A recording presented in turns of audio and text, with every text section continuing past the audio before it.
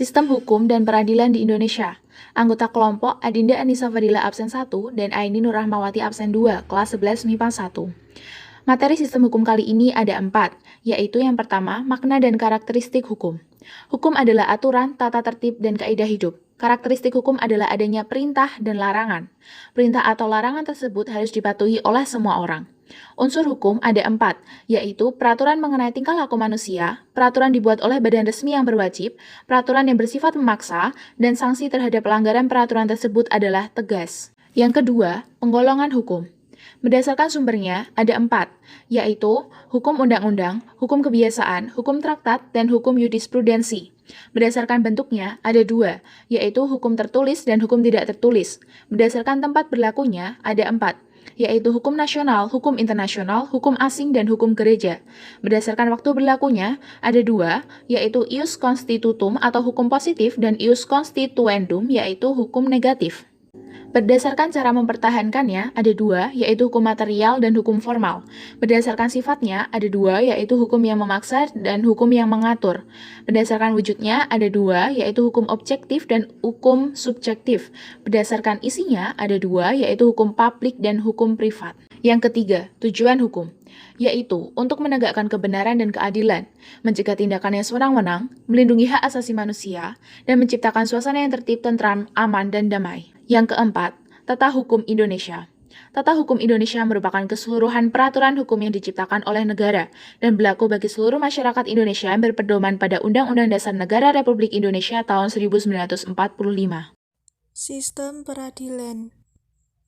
Kita akan membahas tentang makna lembaga peradilan, perbedaan antara peradilan dan pengadilan, dasar hukum lembaga peradilan, dan klasifikasi lembaga peradilan. Makna lembaga peradilan.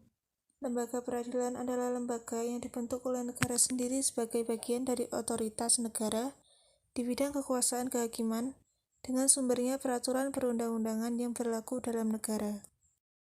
Perbedaan antara peradilan dan pengadilan. Peradilan menunjuk kepada proses pengadilan perkara, sedangkan pengadilan menunjuk pada tempat untuk mengadili perkara. Dasar hukum lembaga peradilan. Pancasila Sila kelima UUD Negara Republik Indonesia tahun 1945, UU RI nomor 3 tahun 1997 tentang pengadilan anak, UU RI nomor 31 tahun 1997 tentang peradilan militer, UU RI nomor 26 tahun 2000 tentang pengadilan HAM, UU RI nomor 14 tahun 2000 tentang pengadilan pajak, dan lainnya. Klasifikasi lembaga peradilan. 1. Lembaga peradilan di bawah Mahkamah Agung. A. Peradilan umum.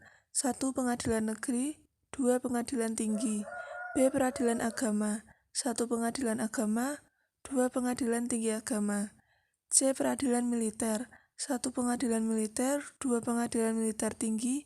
3. Pengadilan militer utama. 4. Pengadilan militer pertempuran. D. Pengadilan tata usaha negeri. 1. Pengadilan Tata Usaha Negara. 2. Pengadilan Tinggi Tata Usaha Negara. 2. Mahkamah Konstitusi. Perangkat peralatan negara. 1. Peradilan umum. 2. Peradilan agama. 3. Peradilan militer. 4. Peradilan Tata Usaha Negara. 5. Mahkamah Konstitusi.